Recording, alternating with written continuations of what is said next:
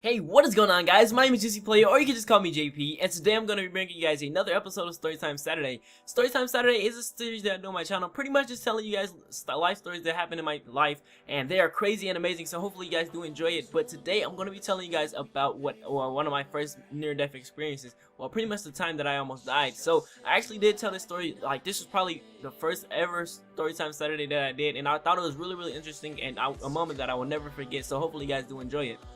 Okay, so it was all about 2010, around August. I remember it was summer because I was actually going to go try out for some football, well, pretty much go to football tryouts, and you know, it was me and two other friends, so it was pretty much just three of us. So we're chilling in the house bored, and it's a hot summer day, so we was just, you know, while we're sitting in the house on a summer day, so we decided to go over to these females' house. So on the way to the female's house, you know, I didn't want to walk, and the other guy apparently didn't want to walk, and it was this one guy with a bike, so it was me, dude with a bike, and another guy. So we're like, no, I don't want to walk. He's like, I don't want to walk either, and you're not gonna be the only one with a bike. And he like, I'm not about to walk with y'all. Y'all can either get trailed or y'all can walk the way. So he had two sets of pads, so it was two sets on the front and two sets on the, well, it was a set of one set on the front and one set on the back.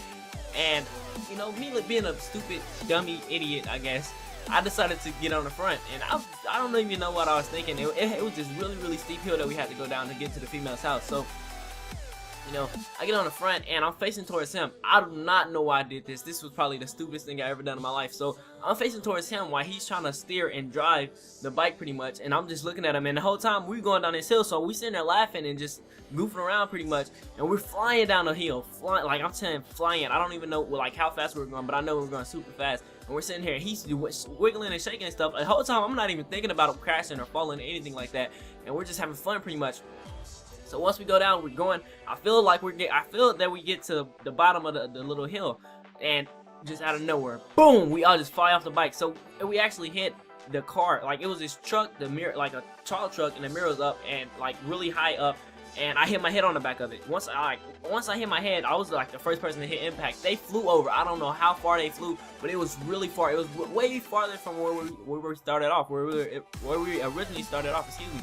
And I'm like I fell down face first, you know, and like them two are over there. They laughing and stuff. They still, I guess they still got adrenaline pump because we were just going down that hill, and I'm sitting there, and I'm like laying down. I look over at them. They laughing and stuff.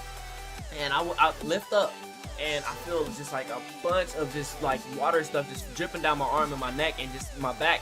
And I look over, and it's so much blood, guys. It's so much. Well, I didn't really even freak out, but in my mind I'm freaking out. But I was a huge WWF fan at the time, you know, watching Triple H, Jeff Hardy, all that kind of stuff. And I see it all the time that they used to bust their head wide open, and they just used to stand there like they didn't even phase them. I know WWE is a little bit fake, but at the time I really didn't, you know, think of that, let alone care.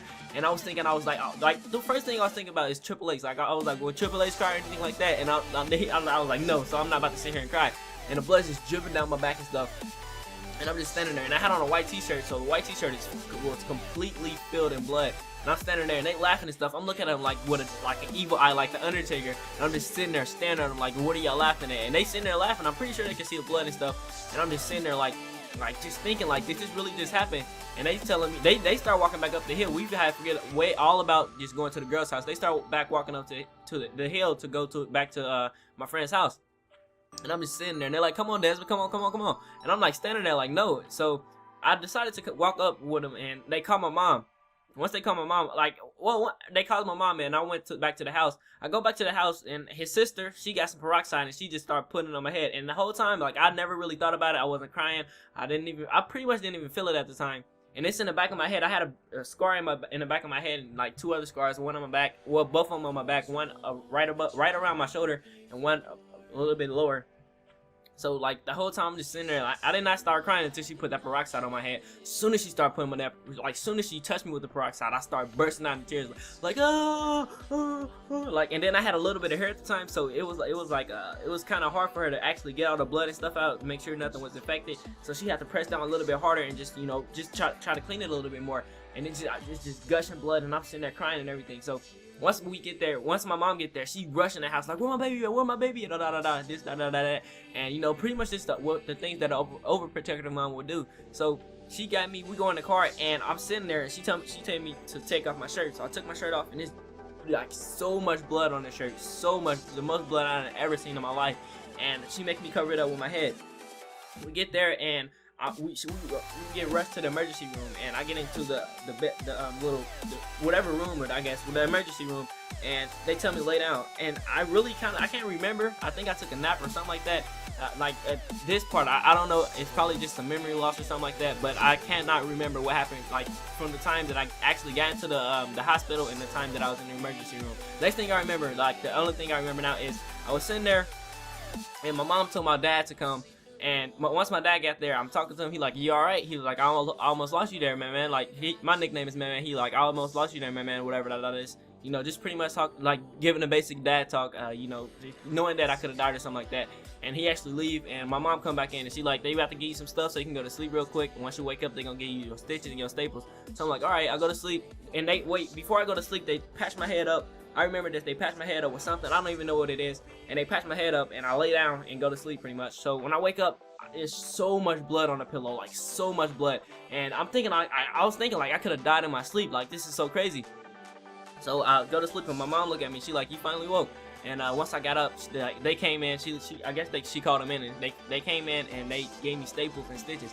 Once they gave me they first gave me staples, and that hurted so bad, and it just sounded so freaking awkward and so weird. To this day, I'm like so scared. Like I hate the sound of blood. I hate the sound of, you know, just stuff like crunchy stuff on skin and stuff like that. I don't even know. You can call me a faggot, I guess, but I hate just anything dealing with body that, you know, like blood and all that kind of stuff. It gets sick to my stomach. So they giving me staples in my head, and it's just like I'm like, oh my gosh. Then I think it's like I don't even know. I think there was like about 4 or 5 staples. I can't even remember. And they gave me stitches, and the stitches didn't hurt as bad. I could just feel like it felt like a little somebody was pinching me a little bit. And they gave me some stitches, like 2 sets of stitches. And that was pretty much it. I had to stay the night. I had to stay overnight, and you know, I woke up. I went home the next morning, and just pretty much blood was just like crusty blood was on my head and stuff like that. But yes, that's pretty much it, guys. Hopefully you did enjoy this episode. It was kind of different. I know it wasn't like sexual or anything like that, but let me know what you guys think. Did you enjoy this episode of Storytime Saturday? Let me know what you guys think. Let's try to break 30 likes. That would be absolutely amazing.